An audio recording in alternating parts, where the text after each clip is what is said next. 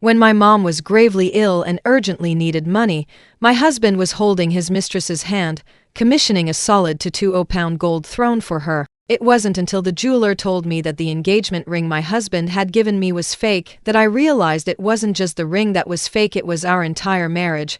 My mom was lying in the hospital, waiting for surgery. The operation would cost $20,000. I pulled out all my gold, the bracelets, the necklaces, the rings I had worn since our wedding, and walked into the biggest jewelry store in the city. The saleswoman, wearing white gloves, took my jewelry and examined it with a magnifying glass. She studied it for a long time, then looked up with a strange expression. "Ma'am, this isn't real gold."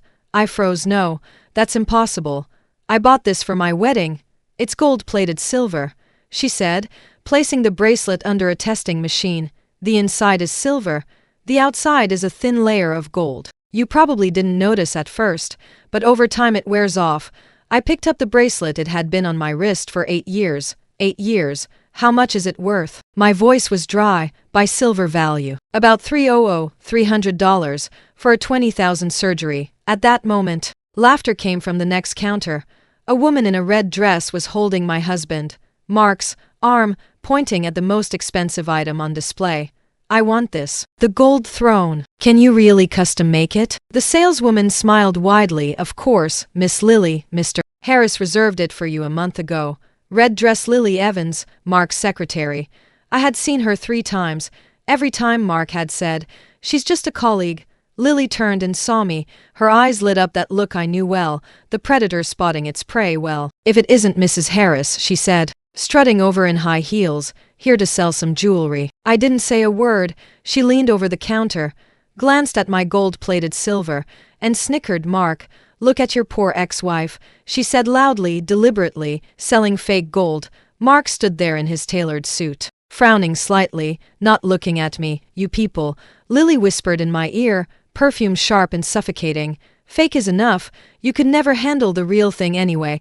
The saleswoman added softly, "Mr. Harris had the throne made of solid gold to £20, £20 of gold. Today was my daughter Emily's 5th birthday. Mark had said this morning, 'I've got a work emergency, might not make it tonight.'" Now I knew what that emergency was. I looked at Mark. He finally glanced at me, no guilt in his eyes, only impatience. "Let's go," he said to Lily, turning to leave. He didn't ask why I was selling my jewelry, didn't ask why I was there, as if I didn't exist. Before leaving, Lily whispered in my ear, 8 years of fake gold, didn't your neck itch?" They left. I walked out of the jewelry store clutching 300. The sun outside was blindingly bright. My phone rang. It was the hospital. "Mrs. Sullivan, your mother's surgery must be done by tomorrow at the latest. The cost I know." I said, "I'll make it happen." I hung up and stared at the 300 in my hand. 8 years ago, Mark had knelt before me. Slipping that ring onto my finger, he said, "I'll only ever love you." The ring was fake. The love was fake. Everything was fake. I went to Mark's office. The receptionist refused me entry. I said, "I'm his wife."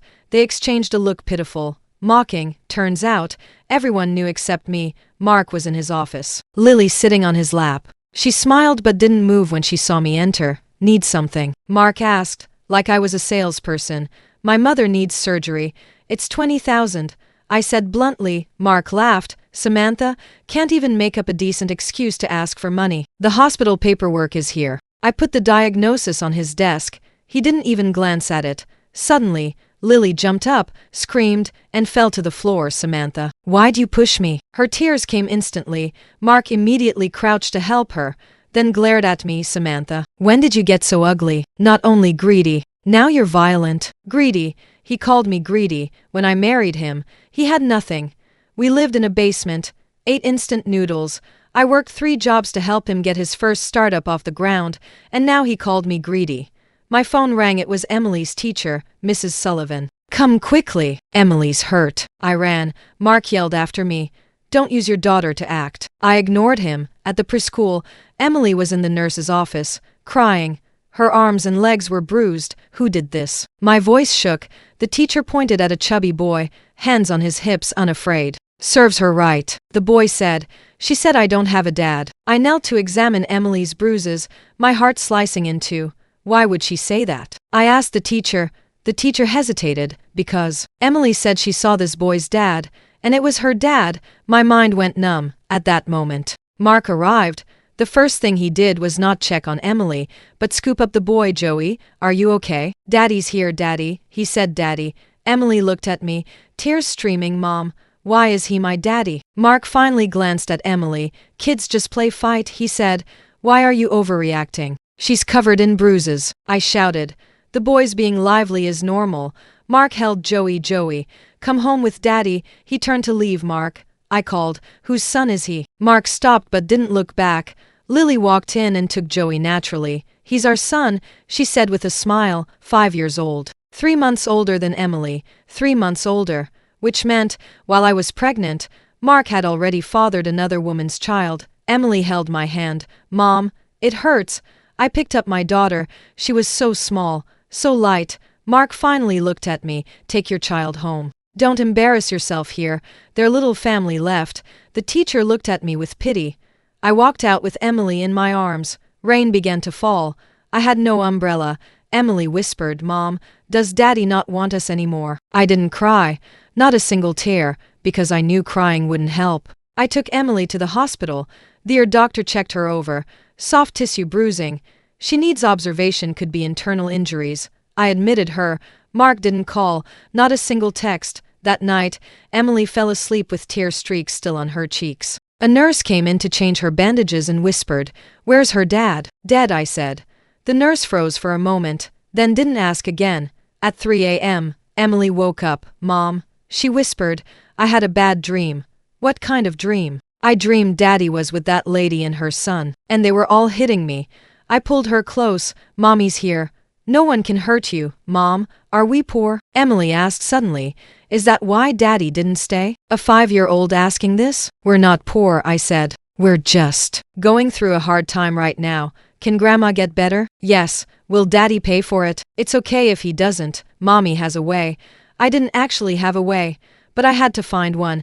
At sunrise, I made a call. Attorney Johnson. This is Samantha Sullivan. 8 years ago, I signed a prenuptial agreement with Mark. Do you remember? Attorney Johnson had been my dad's friend.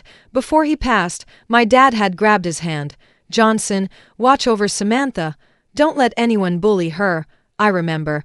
He said, that agreement has a punitive clause. If one party cheats, all the assets go to the other party. Is that clause still valid? Yes, and since your father insisted on it, Mark voluntarily raised the share to 70% to show sincerity.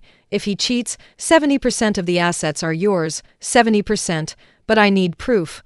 I said, do you have any? I looked out the hospital window as the sky brightened. I will. I hung up. Emily woke up. Mom, you're so pretty today, she said. I smiled. It was the first smile I'd had in 2 days. Emily, Mommy has to do something today. I said, it's going to be hard, but I have to do it. For us. For us, I said. The nurse came in. She's recovering well. Can be discharged this afternoon. Thank you. I texted Mark.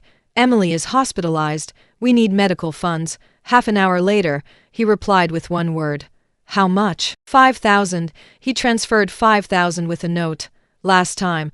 Don't bother me again. I accepted the money. Then I opened our joint account on my banking app. Mark thought I didn't understand finances, that I was just a housewife. He didn't know my dad had been an accountant, and I had grown up reading ledgers. $3 million were missing. The transfer history showed it went to a luxury custom store a week ago. Note, Miss Lily Gold Throne final payment, Gold Throne. While I exchanged my wedding jewelry for $300 to save my mom, he was buying a 220-pound solid gold throne for his mistress. Perfect. I screenshot it. Saved everything. Attorney Johnson helped me file for asset preservation. Since you're still married, you can request a freeze on part of the joint account to prevent asset transfer, he said. How long? Quick, and it was. That afternoon, I got a bank notification. Accounts A, B, and C frozen, total 800,000. Mark hadn't noticed. He was preparing Lily's birthday party. On social media, Lily posted a grid of photos. Thanks my love for the surprise, can't wait for the party. The photos showed balloons, flowers, mountains of gift boxes. One showed Mark leaning down to put a necklace on her. I hit like. Lily immediately DM'd me. I didn't reply. She sent again. Jealous? Too bad you'll never have this in your life. I didn't reply. Let her guess. Let her panic. Mark finally noticed the frozen accounts. He called, angry. You touched the accounts? Yes. Are you crazy? That's operating funds. My mom needs surgery money. I said no. So I took it myself. He was silent a moment. Samantha, what happened to you? What happened to me? I asked, turned into someone who doesn't trust you anymore? Unfreeze the accounts. I can give you 50,000 to 000,000. Not a cent less. You're dreaming. I hung up. 10 minutes later he texted, 100,000. That's the max. I didn't reply. 10 minutes later, 150,000. I replied, 200,000. Or I'll freeze more accounts. Half an hour later, 200,000 arrived. Note, divorce, I've had enough of you. I accepted the money and sent it to the hospital. Then I replied, fine, divorce. He probably thought I'd given in. He didn't know the game had just begun. Lily's birthday party was in a 5-star hotel ballroom. I had no idea why they sent me an invite. Maybe to humiliate me, but I went. Wearing an old dress. No makeup. I must have looked pitiful. The ballroom was full. Mark's business partners, friends, employees. Lily looked like a princess. Mark stood beside her like a prince. I sat in the far corner. No one spoke to me. Everyone glanced at me out of the corner of their eye, whispering. Halfway through, the big screen lit up. It was supposed to be Lily's birthday video. Instead, it was me arguing with a cashier over a few cents at the supermarket. Me buying cheap clothes at a street stall. Me sneaking leftover food in the kitchen at 3 a.m. because I hadn't eaten enough during the day. The editing made me look ugly and miserable. The room gasped. Mark's face changed. Who did this? Turn it off. But it couldn't be turned off. The video continued. The final clip, me at a bank counter, counting crumpled coins. Caption, Mark's ex-wife's real life poor and greedy. Lily covered her mouth, feigning shock. Oh my God, what is this? But her eyes were full of laughter. Mark looked at me, not guilty, only disgust, like I embarrassed him. Like it was all my fault. He leaned in, voice low. Satisfied now? Making a joke of yourself? I looked at him. Wasn't this your idea? How could I do something like this? I didn't believe him. I believed nothing anymore. Lily approached, fake concern dripping. Samantha, did you offend someone? This video. So embarrassing. Everyone was watching us. Mark suddenly said, Samantha, apologize to Lily. Apologize. I laughed softly. For what? Today's her birthday. You caused a scene. Just apologize and we'll let this go. I looked into his eyes. These were the eyes I had loved for 8 years. Now there was nothing there. No warmth, no guilt, only impatience and disgust. My phone rang. It was the hospital. Mrs. Sullivan, your mother's condition has suddenly worsened. She needs immediate surgery. Please come sign the consent forms right away. My hands started shaking. How much? I asked. At least 30,000. And you should prepare yourself mentally. I hung up and looked at Mark. My mom is dying. She needs 30. Oh. He frowned. This again. This time it's real. I showed him the call log. He glanced at it, said nothing. Lily slipped her arm through his. Mark, it's time to cut the cake. Everyone's waiting. Mark hesitated. 30,000. I said, I'll never bother you again. He stared at me for a long time. Then he said, kneel down. Apologize to Lily. Say you shouldn't have come to cause trouble. Then I'll give you the money. The entire room went silent. Everyone was watching. I looked at him, this man I once believed I'd grow old with. Kneel, Lily whispered impatiently. Isn't your mom about to die? I knelt. Both knees hit the marble floor. It was ice cold. I'm sorry, I said. I shouldn't have come. My voice wasn't loud, but everyone heard it. People took photos. Someone recorded a video. Mark looked at me on the floor, something complicated flickering in his eyes, but in the end, he said, transfer it. 30,000 arrived. I stood up. My knees burned with pain. But I didn't cry. I didn't argue. I turned and walked out of the ballroom. Behind me came Lily's laughter, and the cheers as Mark cut the cake. When I reached the hospital, the surgery had already started. The doctor was waiting for my signature. The success rate is only 30%, he said. Are you sure? I'm sure. After signing, I sat on the bench outside the operating room. My phone kept vibrating. On social media, Lily posted again. Thank you for all the birthday wishes. The happiest thing today was watching a certain annoying person finally learn to bow her head. Attached were photos of her cutting the cake with Mark, and one more, my back, kneeling on the floor. The comments flooded in, "Mr. Harris is a boss. That kind of woman deserved it. Happy birthday, Lily." I turned off my phone. The surgery lasted 6 hours. When the light went out, the doctor came out and shook his head. "I'm sorry. We did everything we could." My mom was wheeled out, her face covered with a white sheet. I lifted it. She looked peaceful, like she was sleeping. "Mom," I said softly, "I got the money. You can have the surgery now." But she couldn't hear me anymore. The nurse whispered, "Please accept our condolences." I sat there, holding my mom's hand. It was still slightly warm. "Samantha?" I looked up. It was Lily. She actually came to the hospital. "I heard your mom died," she said with a smile.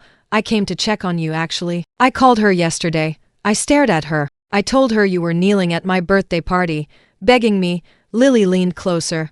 She got pretty emotional. Then she collapsed. "Do you think I killed her?" I stood up. "You want to hit me?" She took a step back. "Don't forget you still need money for the funeral." She was right. Funeral home, cremation, burial arrangements.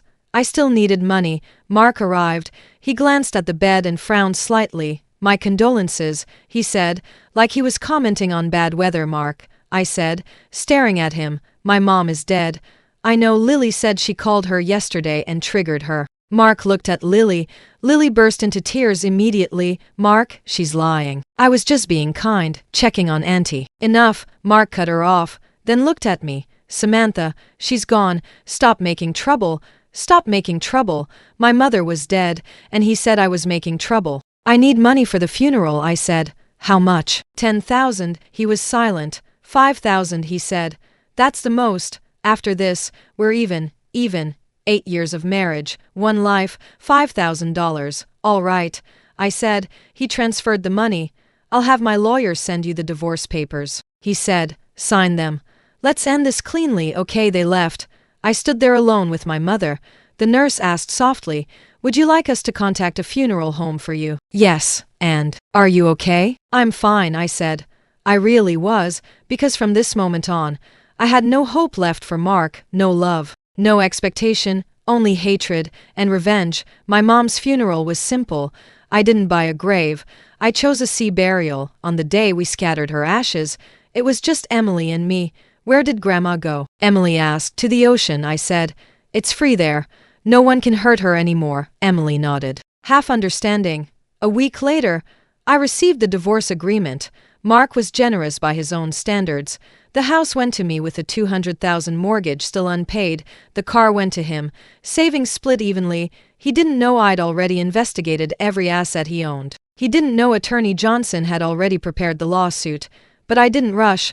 I was waiting for an opportunity. It came quickly. A high-end auction. Mark would attend with Lily, a public appearance, media everywhere, and I received an invitation to under my late father's name. On the day of the auction, I wore a simple black dress, clean lines, perfect fit, light makeup, hair tied back. In the mirror, I looked thinner, but my eyes were bright. Emily hugged my leg. "Mom, you look so pretty today. Mom has something to do." I knelt and looked at her. "Be good at Grandma Zhang's house, okay? Are you going to fight bad people?" she asked. "Yes, then Mommy has to win." "I will," I said. "Mommy will definitely win." The auction hall was packed with the city's elite. Mark and Lily sat in the front row.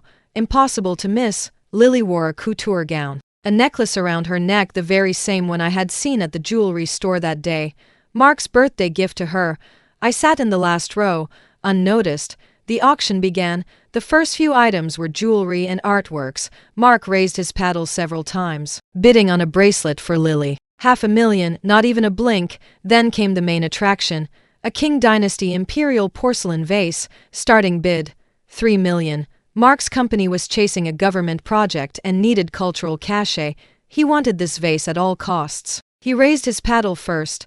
$350,000. Someone followed. $380,000. $400,000. Mark continued. I raised mine. $500,000. The room went silent for a moment. Everyone turned to look. Mark saw me, froze, then sneered. Lily whispered, "How did she get in? Where are the security guards?" The auctioneer confirmed. $500,000. "This lady bids $500,000. Any higher bids?" Mark raised. 550,000, 600,000. I continued, 650,000, 700,000. Mark stood. Samantha, are you insane? Do you even have that kind of money? The auctioneer interjected. Sir, please remain calm. If you doubt a bidder's ability to pay, we can verify funds on the spot. Mark glared at me. Fine. Verify it. I want to see where you got 700,000. A staff member approached. I handed over a bank card. 3 minutes later, the staff announced, this lady's account balance is sufficient. She may continue bidding. Mark's face darkened. 700,000 once, 700,000 twice. 800,000, I said. Mark gritted his teeth. 1 million. I said calmly. The room erupted. The vase's market value was only 600,000. Mark fixed me with a stare. Samantha, what are you trying to do? I'm bidding, I said. Isn't that how auctions work? Highest bidder wins. Where did you get the money? Guess. Lily tugged at his arm. Mark, stop. It's too expensive. No. Mark's eyes were red. I will win this today. 1.2 million. He shouted. 1.5 million, I countered. Mark's hand trembled. His company's liquid assets were only about 2 million. Spending 1.5 million on a vase would cripple project funds, but he couldn't lose, especially not to me. 1.6 million. He almost screamed. 2 million, I said. The auctioneer froze. Ma'am, are you sure? I'm sure. Mark slumped in his chair. He didn't dare continue. 2 million. Once. 2 million twice. 2 million. 3 times sold. The hammer fell. I stood and walked to the front desk. As I passed Mark, he grabbed my wrist. Are you messing with me? Just bidding, I shrugged. Can't handle it, Mark. Staff handed me the contract. I signed, swiped the card. Payment approved. Mark stared at the receipt, eyes wide. No. No way. Where did you get 20 million? I turned to face the room, grabbed a microphone. Thank you all for witnessing this, I said. The 20 million I just bid came from the joint account Mark and I held as husband and wife. According to our prenuptial agreement, because Mr. Harris committed adultery, 70% of his assets have legally transferred to me. I looked at Mark, meaning, Mr. Harris, you were just bidding against me. With my own money. The room went completely silent, then erupted. Mark's face went from red to pale to green. You're lying, he yelled. What prenuptial agreement? I never agreed to that. Attorney Johnson stepped onto the stage, holding a copy of the document. Mr. Harris, this is the prenuptial agreement you signed with Mrs. Sullivan 8 years ago. Clause 7. Section 3 explicitly states, if either party commits adultery during the marriage, the other party is entitled to 70% of the joint marital assets. You voluntarily accepted this clause. The document was projected on the big screen, bottom right corner. Mark's signature. So what? Mark struggled. What proof do you have that I cheated? I held up my phone and projected the images. First, Lily and Joey's birth certificates. Father, Mark Harris. Second, bank transfer records from Mark to Lily, totaling over 8 million. Third, the Gold Thrones custom contract, signed by Mark. Fourth, the birthday party photo of me kneeling captioned, kneeling to save mother. Husband forces wife to apologize publicly. Fifth, my mother's critical condition notice and death certificate. The room was deathly silent. Everyone stared at Mark. Admiration and praise turned to contempt and scorn. Lily tried to escape but was blocked by reporters. Miss Lily, did you know Mr. Harris is married? Is your son really his illegitimate child? Did you trigger Mrs. Sullivan's mother's collapse? Lily screamed. I didn't know. I didn't do anything. Mark forced me. Mark spun around. What are you talking about? It's you. You said you wanted a divorce. You said your wife was old and ugly. You said you loved me. Dog bites dog. I watched coldly. Mark stormed toward me, for the first time. He sounded desperate. Samantha, let's talk. This is all a misunderstanding. Misunderstanding? I laughed. Fake gold was a misunderstanding. Illegitimate child a misunderstanding. Forcing me to kneel a misunderstanding. My mother's death a misunderstanding. I can explain. No need. I cut him off. Attorney Johnson read it. Attorney Johnson picked up another document. According to the prenuptial agreement and evidence of Mr. Harris' adultery, the following property distribution is made. Total marital assets, 86 million, 70%, or 60 million and 20,000, belong to Mrs. Sullivan. Company equity is redistributed. Mrs. Sullivan gains controlling interest. All real estate, vehicles, and fixed assets are transferred to Mrs. Sullivan. Mr. Harris shall pay child support of $20,000 per month until Emily reaches adulthood. Mark's legs gave out, he nearly fell. Samantha. His voice trembled. You can't do this. The company is my life's work. It was, I said. Now it's mine. We still have a daughter. Emily needs her dad. Emily needs love, not harm. I met his gaze. Are you even worthy of being her father? He had no words. Suddenly, Lily rushed forward and knelt in front of me. Ms. Sullivan, I was wrong. It was all Mark forcing me. Please forgive me. I'll pay you back everything. I looked down at her. Do you know what my mother's last words were? She shook her head. She said, Samantha, don't cry. Mom's not in pain. I said slowly, even in her final moments. She was comforting me. Lily turned pale. I won't forgive you, I said, and I won't take revenge on you. You're not worthy. I turned to face the media. Everything you saw today, Mr. Harris and Ms. Lily got exactly what they deserved.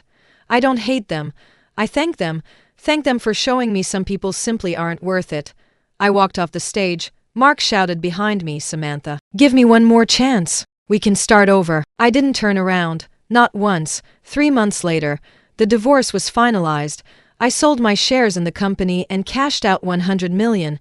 I left the country with Emily. On the day we departed, Attorney Johnson came to see us off. You're really leaving? He asked. There's nothing left here worth staying for, I said. Mark went bankrupt. Lily took the last of his money and ran. He's now renting a basement and drinking every day. I nodded, saying nothing. I'm sorry about your mother. I wish I could have helped more back then. You've already helped more than anyone else, I replied. On the plane, Emily looked out the window at the city shrinking beneath us. Mom, will we come back? Maybe to visit, but not to live. What about Dad? He'll live in his world. We'll live in ours. Will we see him again? If he changes, maybe. If not, it's better not to. Emily seemed to understand just enough, then got distracted by the clouds. 5 years later, I had opened a gallery abroad and invested in art. My career was thriving, earning more than Mark ever had at his peak. Emily attended the best private school. She loved painting and had real talent. I met someone, Chen Yu, an architect, calm and patient. He never asked about my past. He only spoke about the future. After 6 months of dating, he proposed. I've been divorced, and I have a child, I said. I know, he said. I love Emily, and I love you. Simple words, but genuine. We married in a small, simple ceremony, just friends and family. Emily was the flower girl, beaming with joy. 2 years later, a work project brought me back to my home country at an art exhibition. I saw Mark. He was older now, hair gray, wearing an ill-fitting suit, working as a security guard at the gallery. He froze when he saw me. I was in a tailored suit, wearing a simple pearl necklace, holding Chen Yu's arm. Emily walked beside us. She was 10 now, tall and graceful. Samantha? Mark's voice was hoarse. I nodded. Long time no see. He looked at me. Eyes red. You've been well? Very well. Emily's grown so much. Emily didn't speak. Emily, I'm your dad. Mark reached toward her head. Emily stepped back, hiding behind Chen Yu. Chen Yu said gently, Sir, please keep your distance. Mark's hand froze midair. I regret it, he said, looking at me. Every single day. Does regret help? I asked. If I had. No ifs. I interrupted. Mark, we are where we are because of our choices yesterday. You chose betrayal, lies, and harm. I chose leaving, rebirth, and happiness. Fair enough, he cried, a 50-year-old man, sobbing like a child in public, but I didn't feel sorry, not even a little. Take care, I said, and turned away, out of the gallery. The sun was bright. Emily held my hand. Mom, who was that man? A stranger, I said. He seemed like he knew you. He used to, but not anymore. Chen Yu squeezed my hand. Let's go. The plane is waiting, We got in the car, heading to the airport. In the rearview mirror, Mark stood there, getting smaller and smaller until he disappeared, as if he had never been part of my life, as if those 8 years had been a long, cruel dream, and now the dream was over. The sun rose, everything was finally okay.